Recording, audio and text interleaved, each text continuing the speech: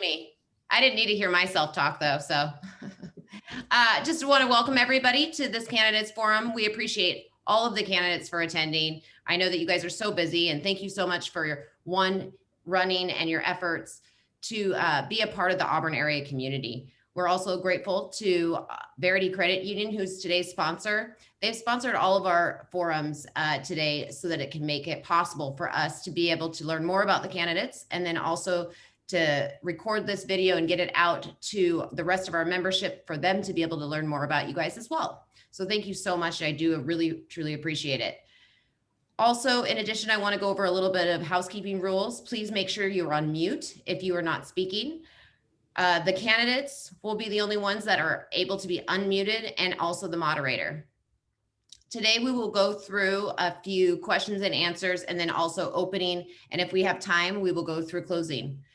For the opening portion of it, we'll give you 5 minutes. At a minute time, when it's almost up, I will hold up a sign that says 1 minute, and then I will hold that for 30 seconds, letting you know that you are almost up, and then I will hold up another sign that says time's up.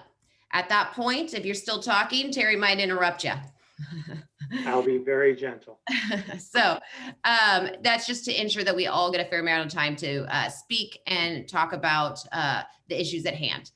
Also, additionally, I want to make sure that everybody knows it's a friendly, open forum. We want to just make sure that we know about you guys and be able to introduce you guys to the Auburn Area Chamber members as well. I'm going to turn it over to Terry. Terry is our host and a moderator today. Terry is with Comcast. Not only that, he is also our advocacy committee chair. So we're very grateful and thankful that he could be here today for all these forums to moderate them. So Terry, it's now you. Right. Thank you very much. This is the 47th legislative district. We have the 2 House positions up for re-election this year. Now, just so we know where the 47th district represents within the Auburn Area Chamber of Commerce, it includes North Auburn, Northern Auburn, including moving into Kent, which is sometimes known by Pete Lewis as North Auburn, including the East Hills and the Green River College area and Pacific Raceways east, and then moving beyond that, Cottington, Maple Valley, and parts of Black Diamond. This is an interesting district, because it definitely encompasses a lot of the industrial area of Auburn and a lot of Auburn Way North with our car businesses, and so very important for the Auburn Area Chamber of Commerce. So we're going to open with the candidates. So we have position 1, Deborah Berman, who is the incumbent running as a Democrat. We do not have Kyle Lyde. Oh man, I'm not even going to try. Kyle was invited but was not able to join us today. And then we also have Ted Cook, who's running for position number 2 as a Republican, and Pat Sullivan running in position number 2, Democrat, and he is the incumbent for that position. So we're going to start. You have 5 minutes as kind of an introductory, introducing yourself, your background, and please give us a sense of your legislative priorities that you want to accomplish over this next term. So we're going to start with Deborah. I want to thank the Auburn Chamber and Verity Credit Union for giving me this opportunity to speak to community members today. I am Deborah Entenman. When I think about all the work that I have had the opportunity to do in the legislature for my first 2 years, I would say that as we look at COVID, as we look at the economic recession, depression that we are going into, there are a number of things that I think are really important. I also want to say that one of the most important things as a responsibility as a legislator is to remember that our paramount duty is to make sure children have access to basic education. Right now, we have estimates from the Office of the Superintendent of Public Instruction that about 20% of students statewide have no access to a computer or a device, leaving them without access to basic education.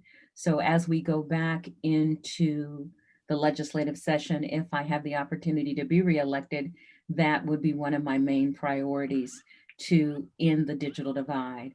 I am also working on legislation around reforming public safety and improving police outcomes for everyone in every community. We have some issues around police misconduct.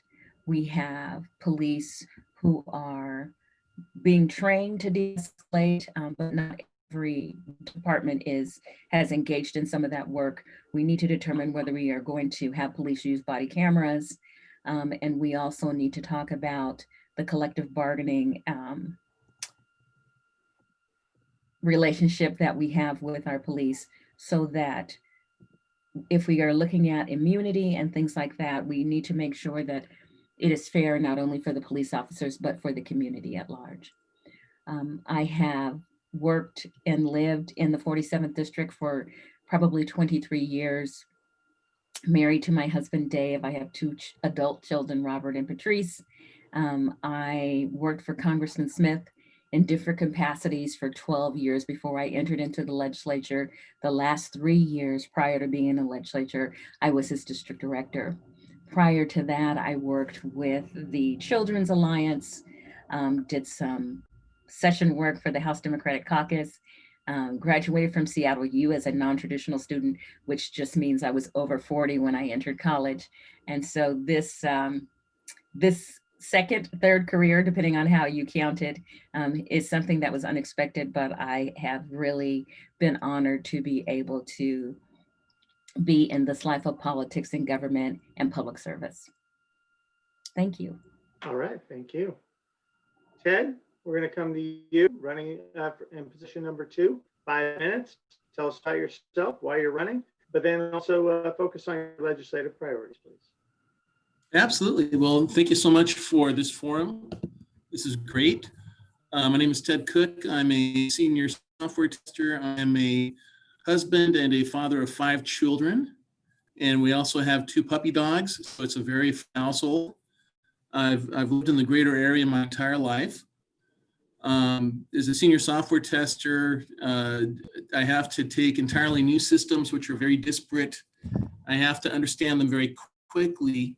And then I have to ask the right question and get the right data to be able to fix things.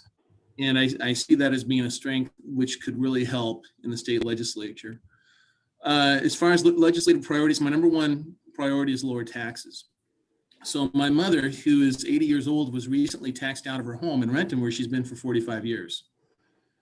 And it was a case where the property taxes kept going up, but she's on a fixed income. And this happens to a lot of seniors. I've actually met people with this condition going door to door. And to me, that's a bad situation where we're taxing people so much that we're forcing seniors out of their homes.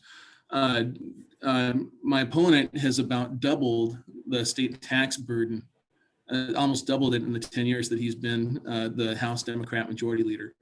And I just think we need to see lower taxes overall. I've also have friends who have businesses which have either closed or essentially stagnated because of the multitude of state business taxes. And my next priority is more roads. Everyone's been paying for roads for 30 or 40 years, and most of us are still driving on roads which were made 30 or 40 years ago. And the state DOT has a priority of getting people out of cars and into mass transit because they're trying to social engineer. And there's a bit of a war on fossil fuels happening right now. Well, I see a war on fossil fuels as being a war on the poor, because people need affordable energy to be able to go to homes, go to jobs, be able to get their kids to childcare, be able to get to training, school education. And so we can't make energy too expensive, and I think we're doing that.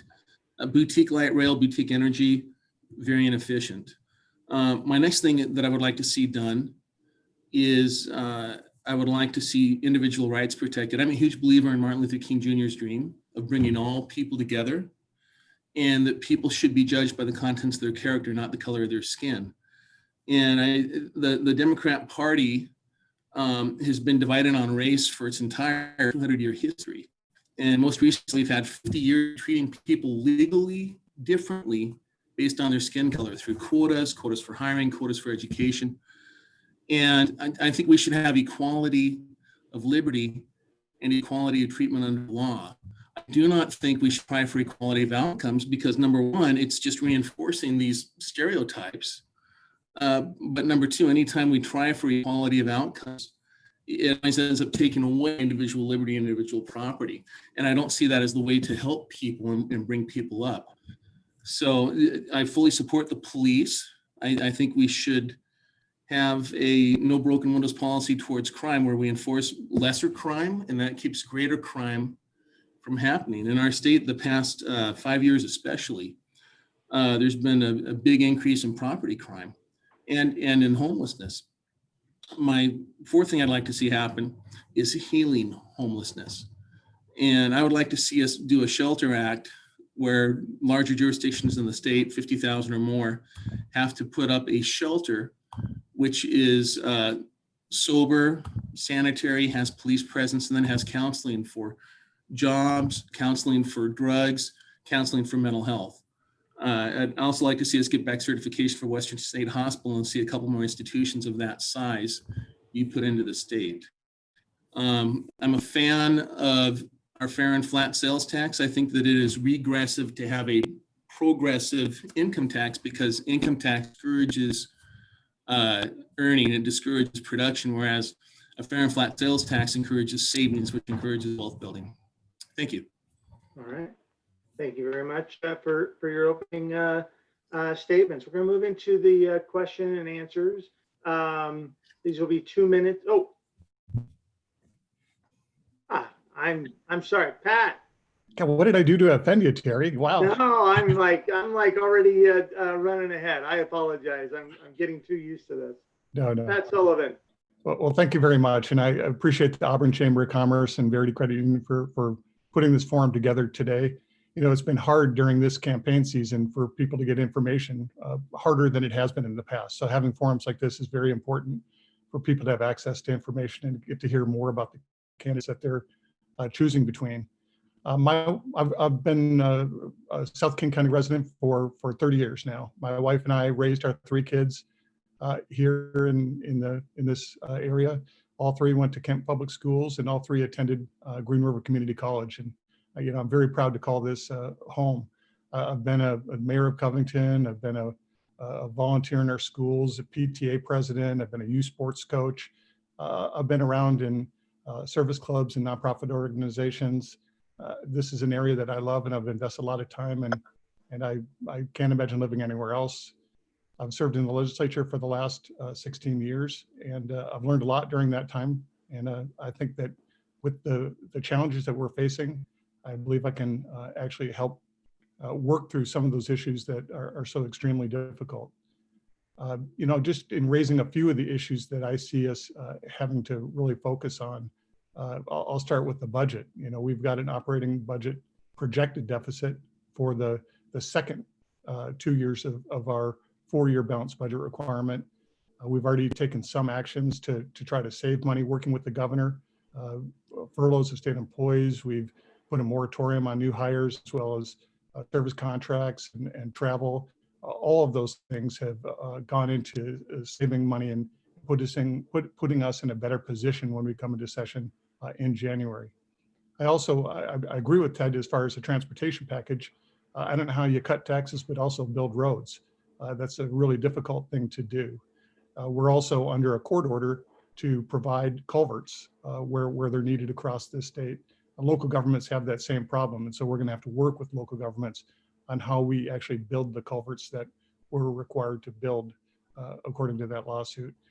And the initiative that passed 2 years ago in combination with COVID has left about $1 billion deficit in our transportation budget. And so we're going to have to work to resolve that, and hopefully build additional projects that have languished for years and need to be built, including a number of projects in South King County. I would say the second issue that really I hope to focus on is workforce development. We know that when we have economic challenges, when we go into these recessions, that people want to go back to school and need to be retrained. There are some, I think, industries that are likely not to recover. So there are employees who will move on into other industries. And so workforce development is critical to training.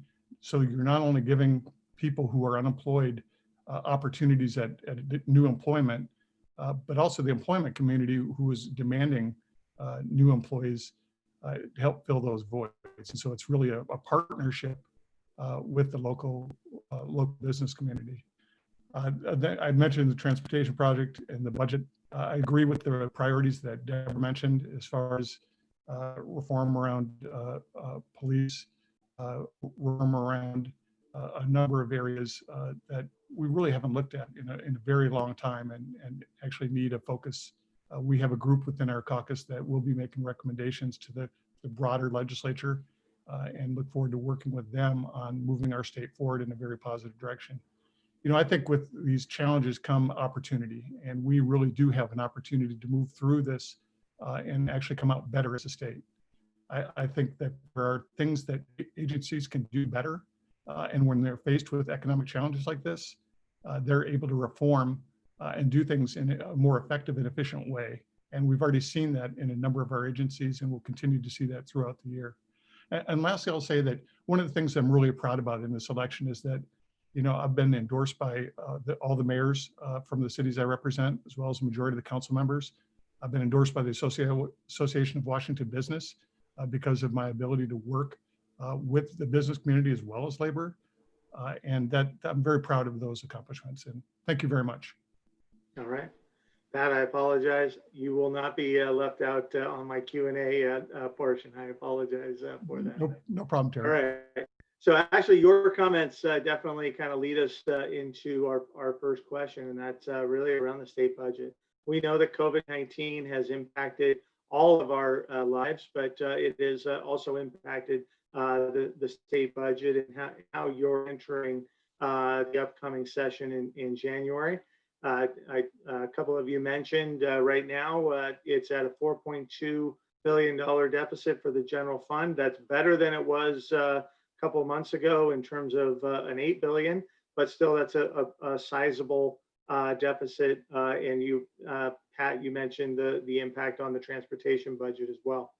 In many ways, this is similar to kind of what happened during the Great Recession, except it's just a lot bigger problem. And at that time, the state legislature had to go down and kind of, you know, focus in on the priorities of government. So the question is, as a state legislator, what are your budget priorities, and you know, what are your ideas for you know, overcoming this budget deficit, and how are we going to be able to move forward to close the gaps and get us right-sized in this COVID environment? So we are going to start with Ted and then move around from there. Awesome. How many minutes for this question? These are 2 minutes each. 2 minute excellent. So in terms of my budget priorities, yeah, there's the COVID hit. We've had 5 months without a response from the legislature. I think the legislature should have called within 30 days of the emergency a session to address the emergency, and then we found out there was a $8 or $9 billion shortfall. I'm glad that we've achieved now about $4.5 billion worth of austerity within the agencies themselves. I believe that they're cutting back 15%. Pat knows more about that. Still the $4 billion shortfall. I think the legislature should meet immediately, even before the election, to address this issue, because there are so many people up in the air who don't know what's going to happen with their jobs, their families, whether it's a government employee or whether it's somebody with a business who wants to make an investment. So I think we do need to reduce the size of the state government. McCleary was needed. It was good to get more funding to the schools, although I'm not happy with the way the WEA negotiated that. I think they sucked up the entire 16.6% of increase of budget and not leaving room for busing, not leaving room for other things like that. But even within education and other areas, I think we need to put some sideboards on government compensation and make in line with the private sector. We want to see people earning in government about what the people who they serve earn in the general public. And so budget priorities, obviously, I want to see increases for roads. Right now, our spending on DOT is upside down in terms of we spend more for mass transit, which only 5% of people use, and we spend less for roads, which 90% of people use. I think if we would use most of it towards roads, we could reduce by quite a bit what we're spending there. All right, perfect. Pat, coming to you next. Yeah, thank you very much. And the September forecast, revenue forecast, was actually very good. We went from in the ballpark of $9 billion down to about a $4.2 billion deficit. And if you utilize the rainy day fund, and I imagine right now it's running very hard, we've heard from both Republicans and Democrats, so we should utilize that rainy day fund, which would really reduce our deficit down to about $1.4 billion. As I said, that despite we haven't gone into session, legislature has been working with the governor on reducing expenditures. The things I mentioned in my opening 5-minute remark have made a substantial reduction in spending, which will help to offset even that $1.4 billion even more. But I want to really point out that there's a lot of numbers that get thrown around. We have a revenue forecast in November. We'll have another one next March before our budget is done. And we have case forecasts as well, which will likely save money. And so these numbers will change on a regular basis. We do priorities of government. I can tell you that as a member of our budget team, we start on day one of session and have, usually it's 2 meetings every day throughout the session, going through the budget item by item. And so that really does happen. We're going to continue to do that, look for savings and efficiencies. I did want to mention that, Ted mentioned as far as supporting the McCleary funding for schools, increased funding. Well, that came from property tax increase, Ted, the one that you didn't like. And as a matter of fact, the Senate Republicans were the ones who pushed that property tax. In the end, they threatened to shut down government, but we finally had to capitulate. We agreed to a property tax increase, but one less than what the Senate Republicans were pushing. So just to be clear about that fact. But, I think we're moving forward on our budget in a responsible way, and it's become much more manageable. And I look forward to really delving in January and looking for better ways to make government more efficient and effective. Yeah, thank you. Deborah?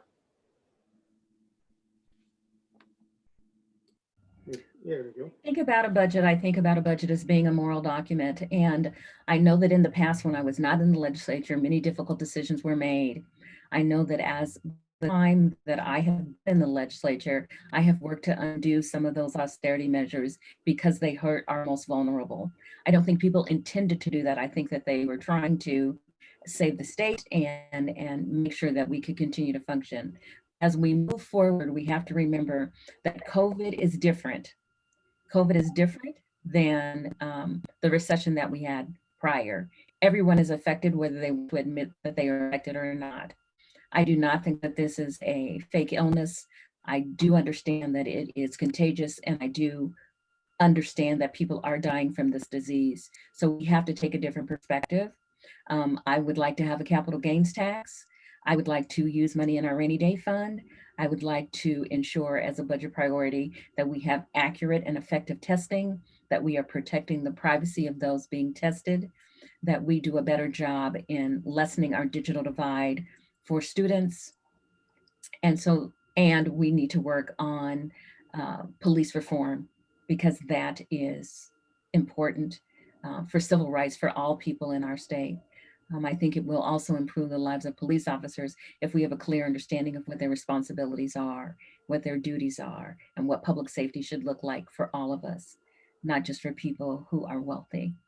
And so when we talk about what our budget priorities are, I am going to look to make sure that we are protecting people I am going to ask the hard questions, and sometimes I'm sure I will make very difficult decisions during this next legislative session. I do not go into this thinking that it's going to be easy. I think it's going to be one of the most challenging times that I have ever had as a legislator. Um, and so I am trying to inform myself on what we can do to protect people, because I think at the end of the day, that is what my responsibility is as a legislator. It is not just to balance a budget, but it is to think about everyone who lives in Washington State, whether they live in Benton County or King County, and to try to ensure that they have access to the things that they need to be successful. I also would like to Excellent. I'll gently stop you right there. I appreciate staying with in the 2 minutes time frame. All right, next question is more business environment. And we know that the business community is one of many that you hear from when you are in session. But we also know that your success is built upon the strength of the business community, whether they're small or large corporations. Washington needs the business community to be strong. So what are your two top priorities for business community issues that you want to deal with or support or oppose in this next upcoming session, and why? And we are going to start with Pat this time. Yeah, thank you very much. And, I've really appreciated over the last many years working with the Auburn Chamber of Commerce, working with the Covington Chamber of Commerce and the Kent Chamber of Commerce. I think we've had a good relationship in trying to work through issues. I've always looked forward to when you get down to Olympia and with your set of priorities. And again, I'm proud of the fact that, I'm endorsed by the Association of Washington Business. And that is partly because I spent time during session meeting with them on a weekly basis, listening to the concerns, going through issues. When we're making difficult decisions, it's important to reach out to all corners to get information. As far as the business community, I think the most important thing that we could do is reform the tax system for business. The B&O tax structure is just one of the most unfair taxes that we have on the books. And this pandemic has pointed that out. When a business is not making money and yet they're paying a tax, it really doesn't make any sense. I serve on the tax reform work group. Matter of fact, we've got a long meeting tomorrow morning. But that group is working on a solution to the B&O tax, something that would be much more equitable and fair. And then the second thing is around workforce development and making sure that, again, that our employers have a workforce that is prepared and ready to move into positions. As we come out of this recession and this pandemic, there's going to be a high demand for skilled employees. And I think, from a perspective of Washington State, we want to make sure that we hit the ground running. And again, that we can come out of this better as a state. Perfect. Deborah? I want to echo Pat's description of how we could reform the B&O tax. I think it is something that is important. I've heard from a lot of business owners about how they have been impacted by COVID, and even before COVID, that this particular tax was not fair. I also would support a capital gains tax, and I know that that would be a long-term strategy to increase revenues in our state. So those are the two things I'm looking at. And I'm also really wanting to understand how it is that we support small businesses in our communities, especially businesses that are 1 and 2 owners, a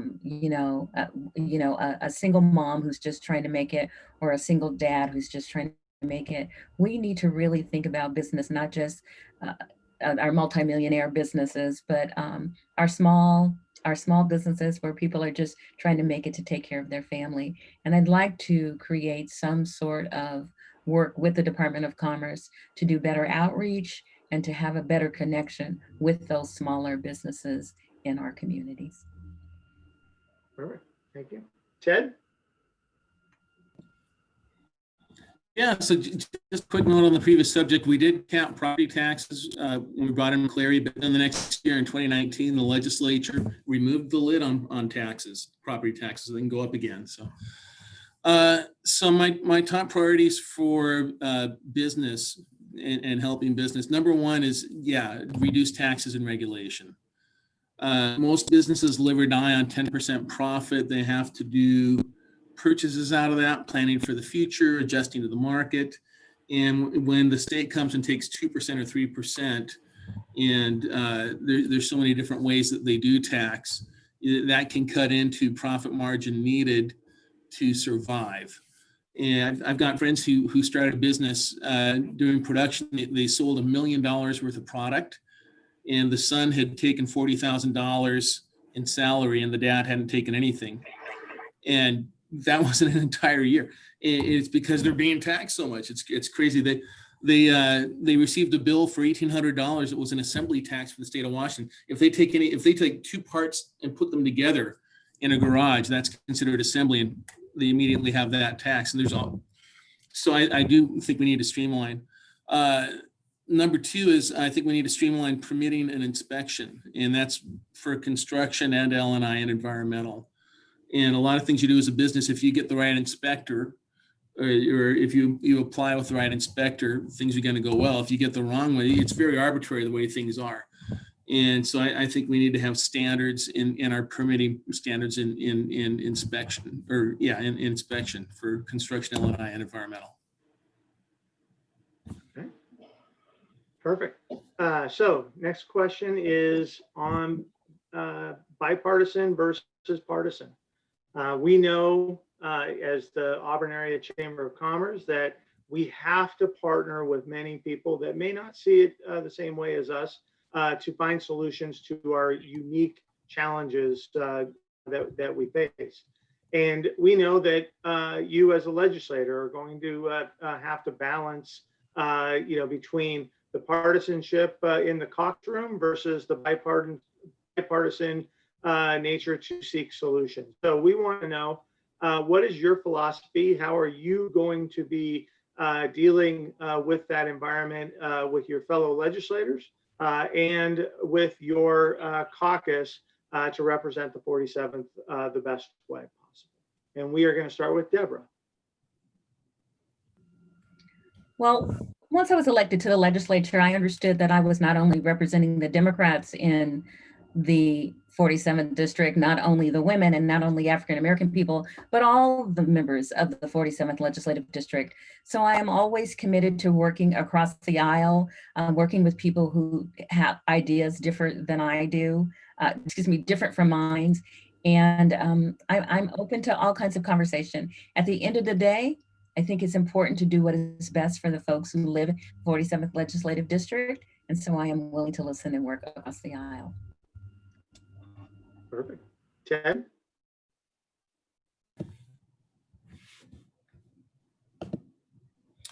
Yeah, so as I tell people when I go door to door, I'm not running for dictator, right? I'm running for representative, want to represent people. We've had an incredibly divided legislature in terms of which legislation is passed, which isn't. And a lot of the action by the legislature has been unilateral according to party. And a great example is 2019, the literal last couple hours of the 2019 session at midnight. They passed $25 billion in new taxes for the citizens of the state of Washington. And those were things like taxing home hospice workers. So you're taxing children who are taking care of parents. You're taxing people taking care of their spouses, a whole bunch of business ones. There's travel agencies and stuff like that.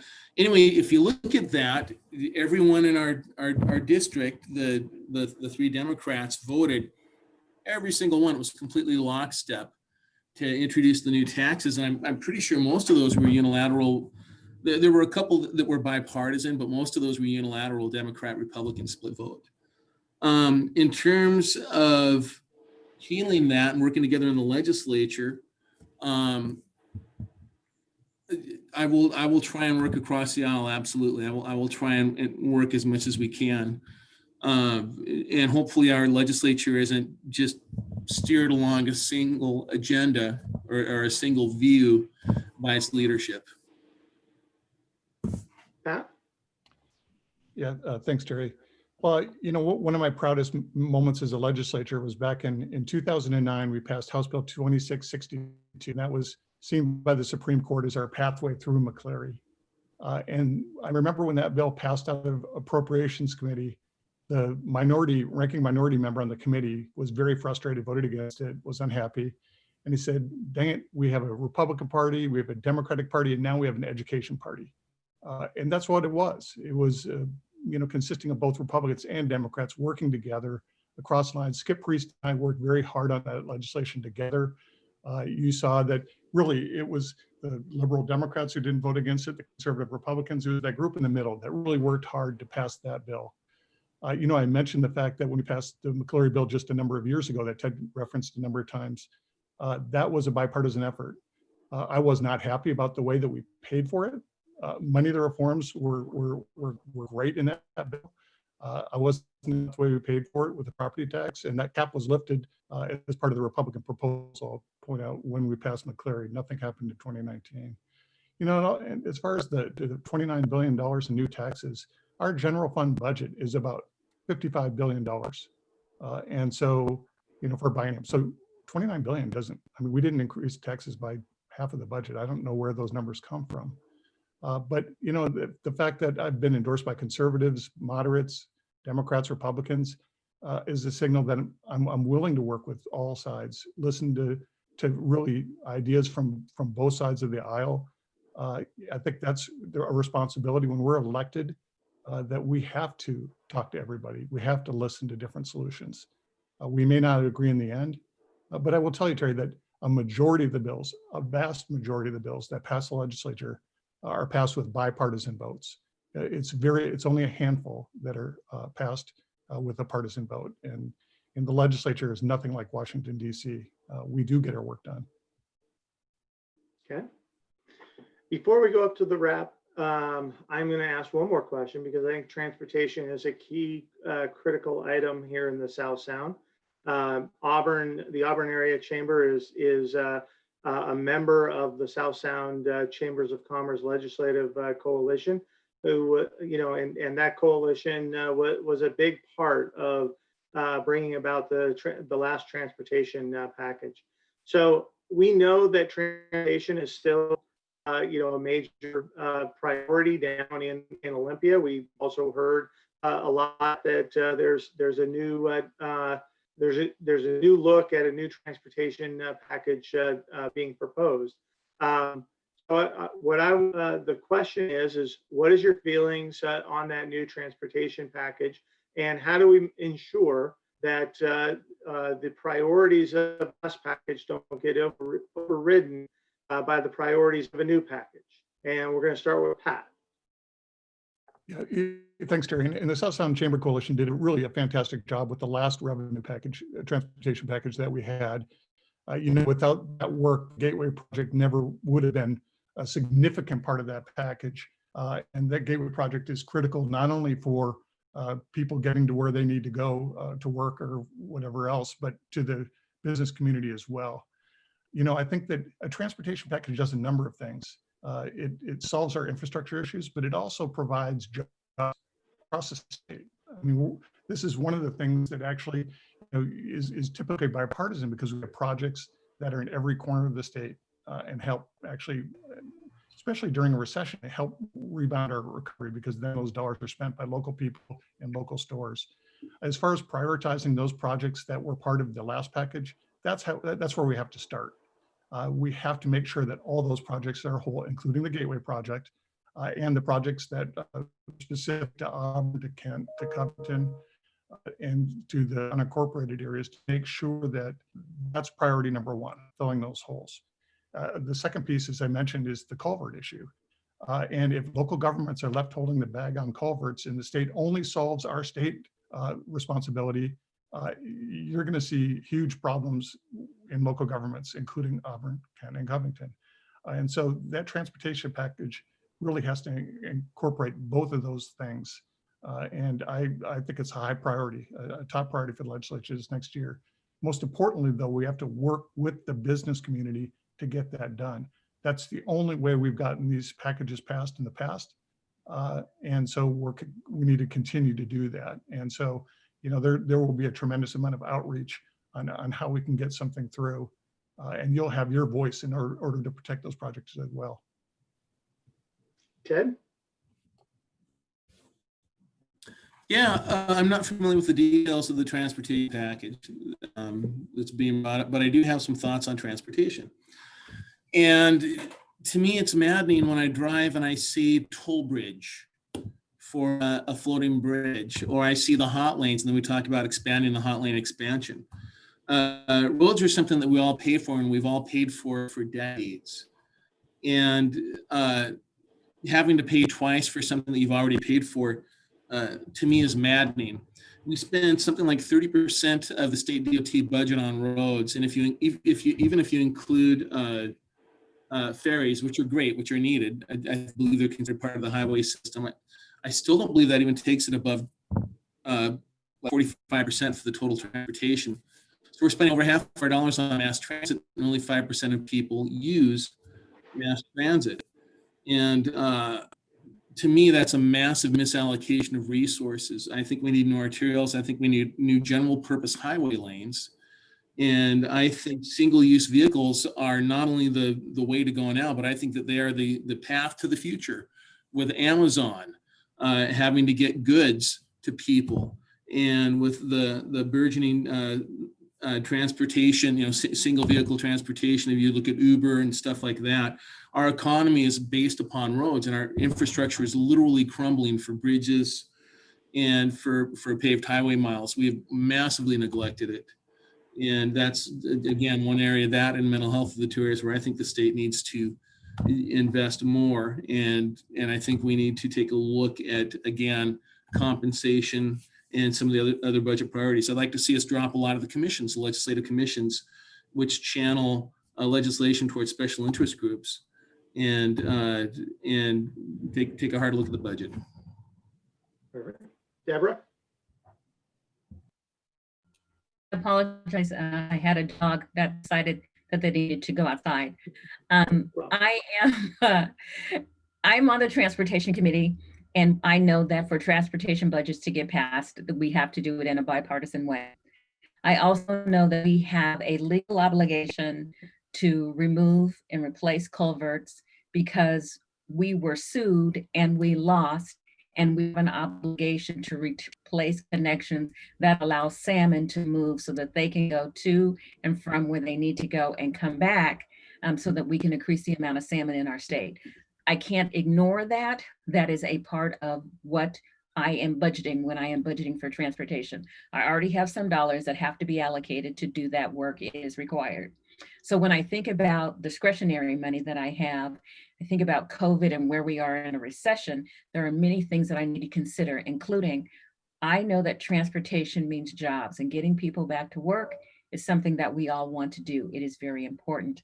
I also know that in the other work that I do, people aren't going back to work unless they have childcare. So we can't just look at one part of the budget and say, we're going to do this and everything is going to be all right, because they're all interconnected. So I need to also fund childcare. So do I make a decision to only fund transportation and not fund childcare? Who's going to take care of those children, whether their parents are working from home, or whether their children have, because we have made a decision about COVID, can go back to school. We have to think about things holistically, not just one part of the budget that we get to decide that we're going to fund or not fund. We have to think about the impacts on the other parts of the budget. I believe that transportation is a vehicle for a recovery, but I think we have to be careful about the decisions that we make in the transportation package. Perfect. All right. So we'll have a 2-minute wrap-up session here, and I'm going to start. So give us, us and the viewers, the reason why you deserve their vote. And we're going to start with Ted. Absolutely. There's a stark difference if you look at the state level races and then even the local races. Over and over again right now, the Republican side is offering business people, people like me. I'm a senior software tester. I've worked in the private sector, versus people who have been career politicians. 20 years, almost 20 years in the state legislature, 10 years as the Democrat majority leader. And really is a stark difference. Recently, Pat and I applaud Pat because this is a man who sincerely wants to help people. But I think he's doing it in a way that's hurting people by almost doubling our tax burden in 10 years. We did a questionnaire for Habitat for Humanity. And in the questionnaire, almost every answer, my answer was, we need to get government out of the way. We need to allow building so that there's more housing. We need to allow people to earn and work their way up, and need to provide the ability to build. And over again, Pat's answer was, boy, it'd be great if we had more government, more programs, more taxing for different stuff. And to me, the role of government is to stand alongside people. It's not to ride over people and tell people what to do. You know, there's fault. You don't want to lie or steal, but aside from that, daily decision making, government shouldn't have a lot to do with, as long as you're not committing fault. And yet, where I can build, what I can do, government is constantly intruding upon that. And so I would like to see government stand beside us, not right on top of us. And I'm also, frankly, not happy with the status quo, because the status quo is, billions and more taxes every single year. And I think that's a status quo which is not sustainable. So I would love to represent the people of Auburn. Thank you, Ted. Pat? Well, thank you very much. And thanks to the Auburn Chamber of Commerce and to Verity Credit Union for putting this together. I think it's, again, really important for people to be able to hear the voices of those that are asking for their votes. And, I appreciate Ted running. I think he provides a perspective that's far different than mine. This is a time where people are hurting and they need help. And, when we go into this next session, we're going to be making some very difficult decisions. I have been through the Great Recession. I was on the budget negotiating back then. I learned what worked and what didn't work. I learned, some valuable lessons on ways that we can do things better. And I want to apply that in this upcoming session.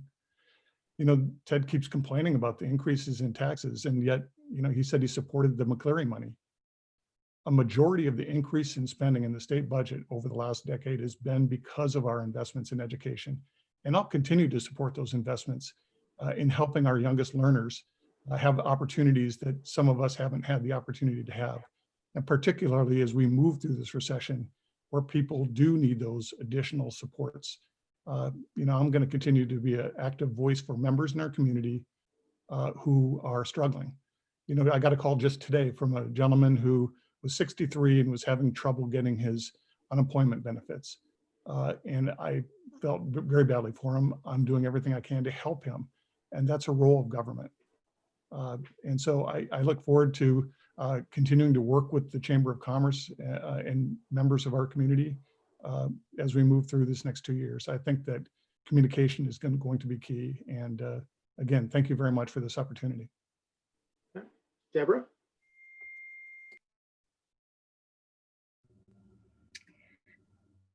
Thank you for hosting this event. I appreciate the time that I have to talk to community members from Auburn and the surrounding area. I think a vote for me would be a vote to say that I am thinking about all of the people of our community, not just some of the people of our community. A lot of this is personal for me. I grew up in Seattle, and I grew up in an area where it was low-income housing. My mom was an educator, and I was in Head Start.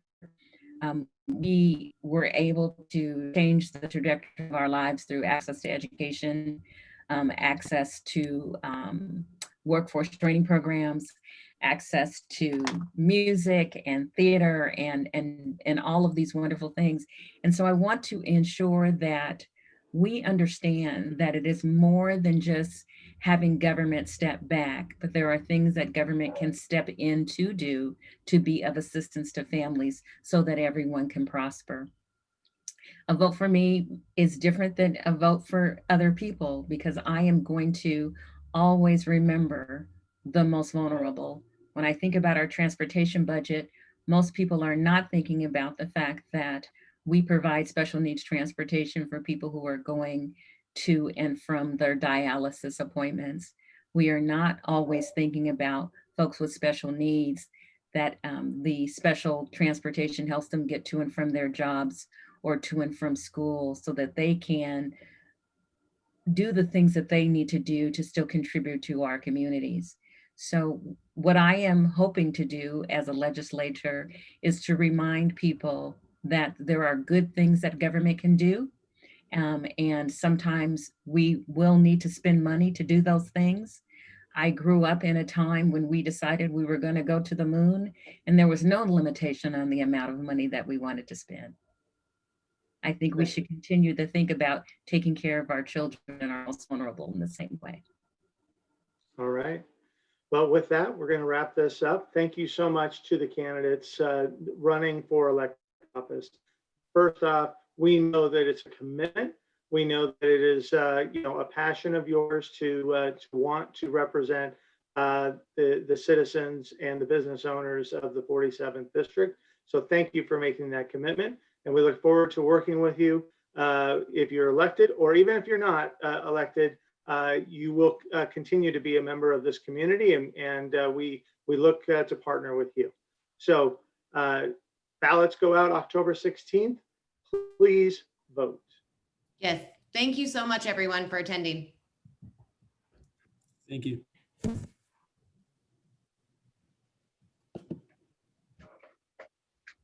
Casey, can you hold on just a second after you're done editing? Stop I recording. can. Let me push pause.